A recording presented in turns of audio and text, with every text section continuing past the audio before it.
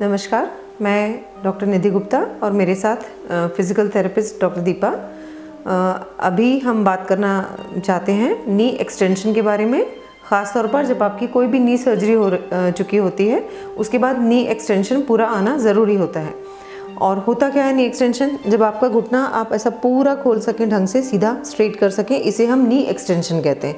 मुड़ना फ्लेक्शन होता है, सीधा होना एक्सटेंशन होता है।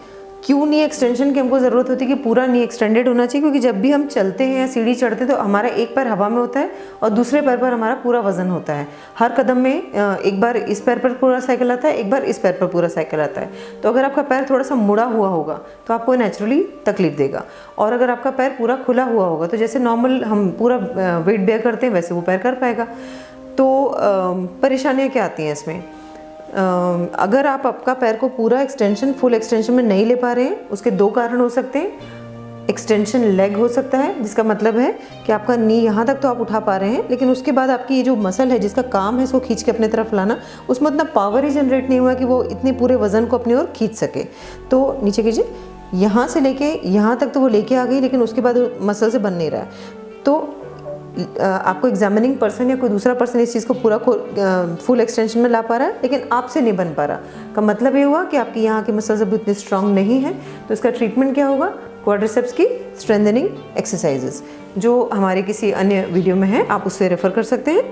दूसरी परेशानी होती है फ्लेक्शन डिफॉर्मिटी। फ्लेक्शन डिफॉर्मिटी का मतलब है कि आपका पैर आप यहाँ तक खोल रहे हैं, आपसे भी नहीं बन रहा है, और मैं या आपका एग्जामिनिंग पर्सन इसको ओपन करने की कोशिश कर रहे हैं तो भी नहीं हो पा रहा है। इसका मतलब क्या हुआ कि आपके पैर में, घुटने में इस वाली स्थिति में एक जकड़न जैसी डेवलप हो गई है।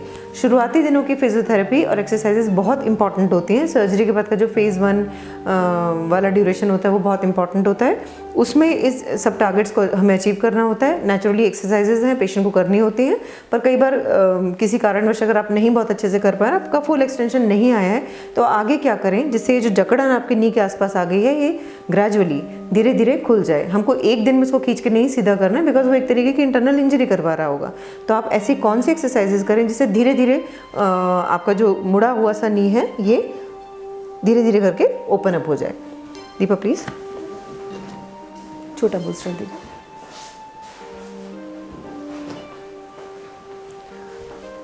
इसके लिए आप ऐसे किसी भी काउच या बेड पर आप ऐसे लेटे हुए हैं और अपने एंकल के नीचे इस तरीके का कोई भी एक स्ट्रक्चर, हमने यहाँ छोटा बोल्स्टर लिया हुआ है, कोई भी पिलो या कोई ऐसी चीज़ जो थोड़ी सी खुद ना दब जाए, ऐसे वाले स्ट्रक्चर को पर आपको अपना पैर रखना है और यहाँ प्रेशर लगा के धीरे धीरे नी को, जैसे मान लीजिए आपका नी ऐसा है तो आपको धीरे धीरे प्रेशर नीचे की ओर लगाना है, खुद लगाना है, क्योंकि आपका एंकल यहाँ सपोर्टेड है। आपके पंजे को आप थोड़ा वहाँ अपने ओर खींच के रखेंगे और इससे धीरे धीरे प्रेशर लगाएंगे ताकि ये धीरे धीरे करके खुलता चला जाए। Over a period of days आप पाएंगे कि आपका ये एक्सटेंशन वाला प्रॉब्लम धीरे धीरे हल होता जा रहा है। दूसरा हम इसमें क्या कर सकते हैं, आप बेड के एज तक ऐसे लेटेंगे। आपका जो ऑपरेटेड घुटना है या जो भी घुटना अंडर कंसिडरेशन है वो एकदम एज तक होना चाहिए, एकदम लास्ट एज तक ये रहेगा तो ऑटोमेटिकली ये चीज़ ऐसे लटकती रहेगी। और दूसरे पैर की मदद से आप इसके ऊपर वेट देते हुए इसे धीरे धीरे धीरे करके बाहर की ओर स्ट्रेट करने की कोशिश करेंगे। ठीक है, कुछ सेकंड्स के लिए आप इस पोजीशन को मेंटेन करेंगे, अगेन आप उसको रिपीट करेंगे। ऐसे जब आप over a period of days करते चले जाएंगे तो धीरे धीरे करके ये फुल एक्सटेंशन में या पूरा खुलने वाली स्थिति में आ जाएगा। Thank you.